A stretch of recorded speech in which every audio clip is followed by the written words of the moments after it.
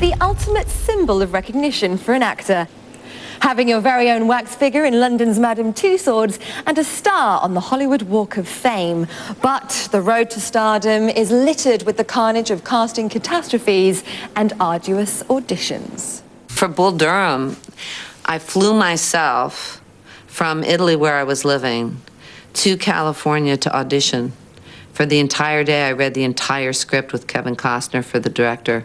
And the only reason I got that part, because nobody wanted me, was that the other women that they wanted wouldn't audition, and they were in the United States.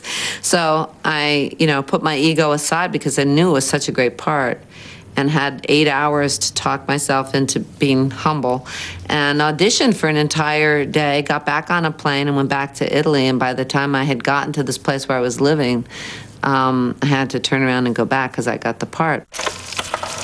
There was one that started out terrible, which was where I had to go to, I think it was a disused tax office in Harrow, very early in the morning, and put on very tight velvet flared loon pants and a pair of crocodile 4-inch heeled platform shoes, and wear a sort of very small top that didn't meet my trousers, hair extensions, and I had to karaoke to Smoke on the Water by Deep Purple. It's a very lonely place, and I was 45 at the time. I did this monologue, and the director's phone, the cell phone, kept ringing. And that, of course, takes you completely out of the scene, and you go, happened once, and you're like, okay, start again. So I start again, and it happened again, and he, answered it. And I had to say, I was like, you know what? I'm sorry, I'm gonna go, because you obviously are disrespectful to me. I can't work like this.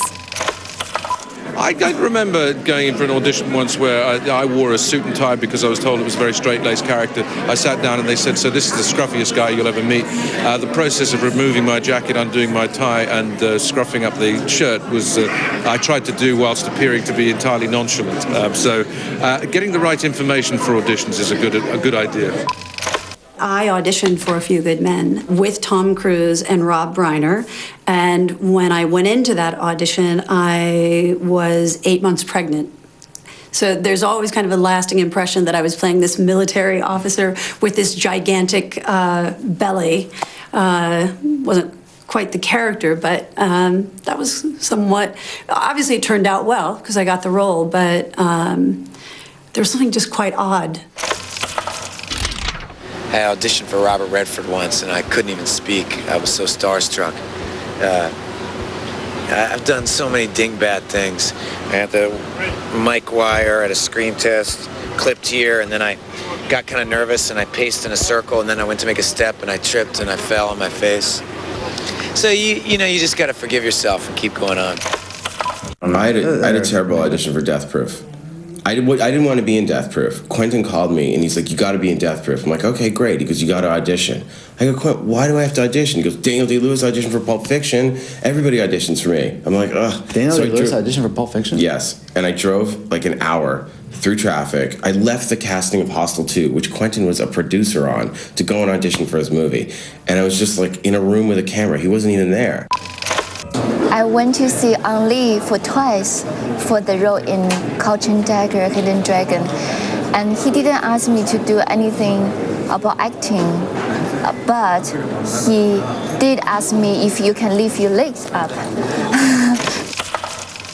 The most famous casting director in New York, I can't remember her name, when I was in the 60s, that decade of unemployment.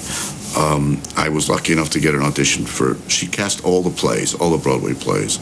And she's sitting across the desk, and she's saying her lines, and I'm saying mine. And she stopped me, and she says, come here. I said, what? She says, get up and bring your chair and sit right next to me. I said, why? She's, because I can't hear you. At that point, she said, speak up, and I screamed as loud as I could every line after that. And she called my agent. She said, if you ever send that maniac over here again, I'll never see another one of your clients, because I really lost it.